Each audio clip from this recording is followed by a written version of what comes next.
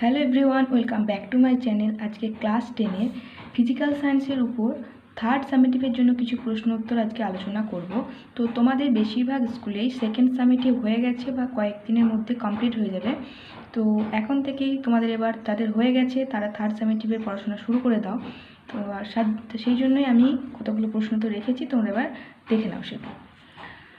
প্রথম প্রশ্ন আছে, পিতল ও কাঁসা উভয়েই থাকে। পিতল ও কাঁসা এই দুটো সংকর ধাতুতে কোন ধাতুরা থাকে? কপার, টিন, নিকেল আর জিঙ্ক। কোনটা থাকে?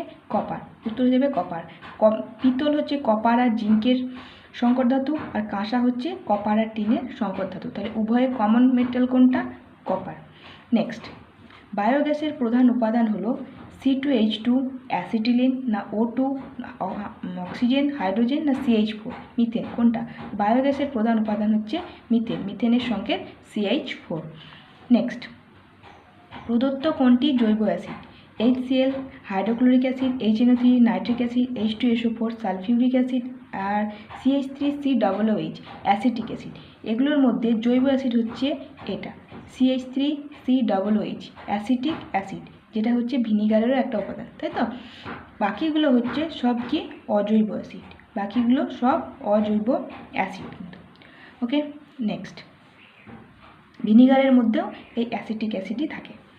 নেক্সট, চার্লসের সূত্রের VT লেখচিত্র তাপমাত্রা অক্ষকে কোন তাপমাত্রায় ডিগ্রি সেলসিয়াসের তাপমাত্রাটা ছেদ করে? তাহলে এটা কোনটা হবে? একটু গ্রাফটা দেখিয়ে দিই তোমাদেরকে।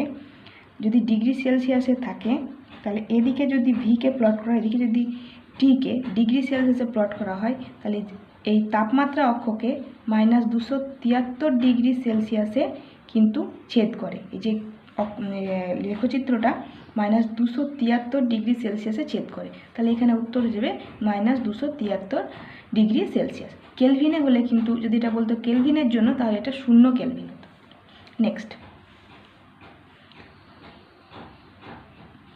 ওজোন স্তর ধ্বংসে কোন গ্যাসটির ভূমিকা সবথেকে বেশি? CO2, CO মানে কার্বন ডাইঅক্সাইড না কার্বন মনোক্সাইড না মিথেন না CFC? কোনটা? এখানে উত্তর হয়ে যাবে CFC। CFC হচ্ছে ক্লোরোফ্লুরোকার্বন, ঠিক আছে? ক্লোরোফ্লুরোকার্বন, যেটা ওজোন স্তর ধ্বংসের জন্য বিশেষভাবে দায়ী। নেক্সট, ভিনিগারে উপস্থিত জৈব যৌগটির কার্যকরী মূলক হলো। ভিনিগার মানে কি? ভিনিগার মানে হচ্ছে CH3COOH, অ্যাসিটিক অ্যাসিড থাকবে। আর অ্যাসিটিক অ্যাসিডের মধ্যে কোন মূলকটা থাকে? COOH। তাহলে এখানে কোথায় আছে? এটাও না, এটাও না, এটাও না, এটা। তাহলে COOH, এটা হচ্ছে ভিনিগারে উপস্থিত কার্যকরী মূলক। এটা কোথায়? অ্যালডিহাইডে থাকে, এটা অ্যালকোহলের কার্যকরী মূলক। নেক্সট, সর্বাধিক ভেদন ক্ষমতাযুক্ত তেজস্ক্রিয় রশ্মি কোনটি? আলফা, বিটা, গামা না ডেল্টা? এখানে উত্তর হয়ে যাবে গামা। সর্বাধিক ভেদন ক্ষমতা সবচেয়ে বেশি হচ্ছে গামা রশ্মি, ঠিক আছে? গামা রশ্মির কিন্তু কোনো আধানও নেই, কোনো ভরও নেই, এটা একটা তড়িৎচুম্বকীয় তরঙ্গ, তা এর ভেদন ক্ষমতা সবচেয়ে বেশি। নেক্সট হচ্ছে এলপিজি এর প্রধান উপাদান। এলপিজি কি? একটা হচ্ছে জীবাশ্ম জ্বালানি, যেটার পুরো নাম হচ্ছে লিকুইফাইড পেট্রোলিয়াম গ্যাস। এর প্রধান উপাদান কি? Propane, H2S, hydrogen sulphide, SO2, sulphur dioxide না বিউটেন? কোনটা? এলপিজির প্রধান উপাদান হচ্ছে বিউটেন। প্রোপেনও থাকে কিন্তু কম মাত্রায়, সবচেয়ে বেশি মাত্রায় থাকে বিউটেন, তাই এলপিজির প্রধান উপাদান হয়ে যাবে বিউটেন। নেক্সট, একটি সম্পৃক্ত হাইড্রোকার্বনের উদাহরণ। এখানে দিয়েছে ইথিলিন। সম্পৃক্ত হাইড্রোকার্বন মানে যেখানে কার্বন কার্বন ডাবল বন্ড বা carbon carbon triple bond absent থাকবে না, সেটাই হবে সম্পৃক্ত হাইড্রোকার্বন, যেখানে কার্বন কার্বন সব সিঙ্গেল বন্ড থাকবে।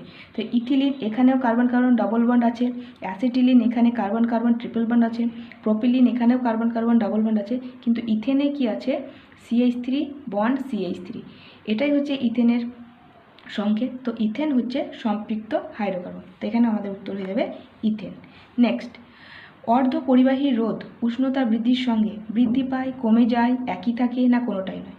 অর্ধ পরিবাহীর ক্ষেত্রে রোধ উষ্ণতা বৃদ্ধির সঙ্গে কি হয়? কমে যায়, তার জন্য পরিবাহিতা বেড়ে যায়, ঠিক আছে? তো অর্ধ পরিবাহীর উদাহরণ কি?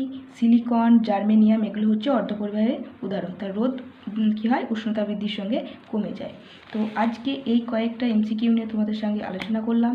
দেখা হবে নেক্সট ক্লাসে। ততক্ষণে যে তোমরা ভালো থেকো, সুস্থ থেকো। Thanks for watching.